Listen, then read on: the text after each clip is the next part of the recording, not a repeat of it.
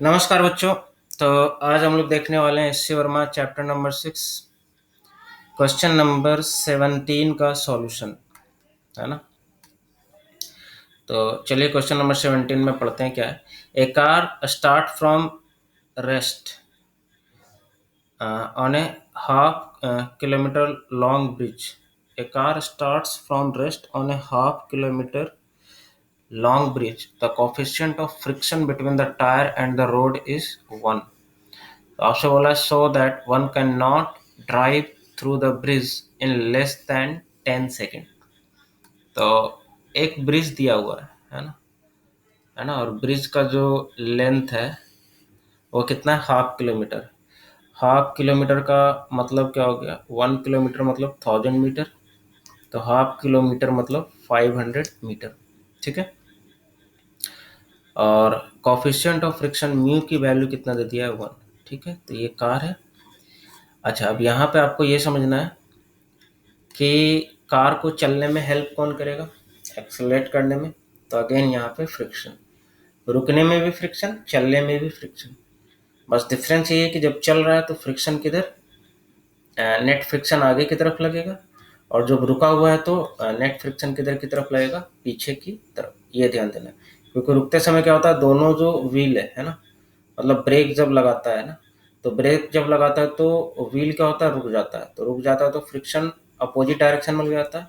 और अदरवाइज क्या होता है, फ्रिक्शन किधर लगता है, आगे की तरफ। जैसे इसके पहले जो एक क्वेश्चन किए थे आदमी से जो रिलेटेड था, तो मैन जब चलता है तो फ्रिक्शन आगे की तरफ, जब रुकने की कोशिश करता है तो फ्रिक्शन पीछे की तरफ। तो ये आपको समझना। तो ठीक है, रेस्ट से स्टार्ट किया तो u इक्वल टू 0। अब बोल रहा है कि ये 10 सेकेंड कम से कम तो लेगा ही, उससे कम नहीं लेगा ब्रिज को पार करने में। तो चलिए देखते हैं कैसे, कितना लेता है। अभी मान लीजिए मैक्सिमम फ्रिक्शन कितना लग सकता है, तो मैक्सिमम फ्रिक्शन लग सकता है लिमिटिंग के बराबर। तो मैक्सिमम लिमिटिंग के बराबर, और उसकी वैल्यू कितनी होगी, म्यू इंटू एन। तो म्यू इंटू कितना हो जाएगा, एम जी।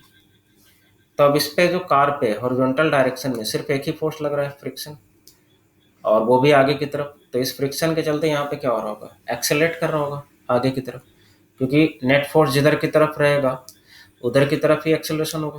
तो ये एक्सेलरेट कर रहा होगा फ्रिक्शन के कारण। तो उस एक्सेलरेशन की वैल्यू आप निकाल सकते हो। क्या लिखोगे, direct F L by M. तो एफ एल की value mu M G divided by M. तो ये कितना आ जाएगा, म्यू जी।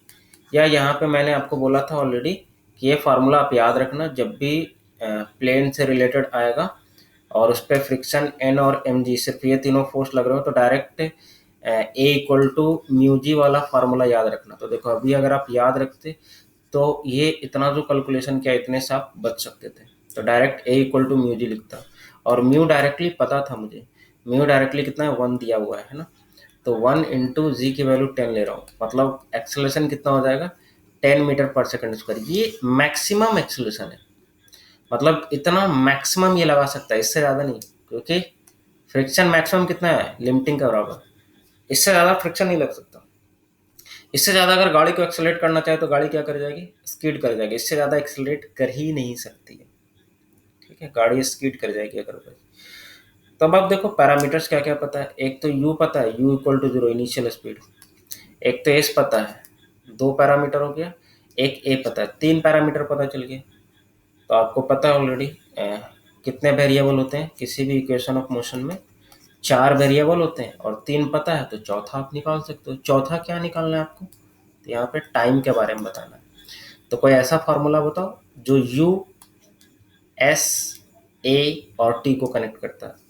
तो answer is s equal to U T plus half A T square. Rest से स्टार्ट किया तो ये पूरा पार्ट 0। s की वैल्यू दिया है 500, that is equal to half. Maximum acceleration ये कितना लगा सकता है, 10, इससे ज़्यादा नहीं लगा सकता।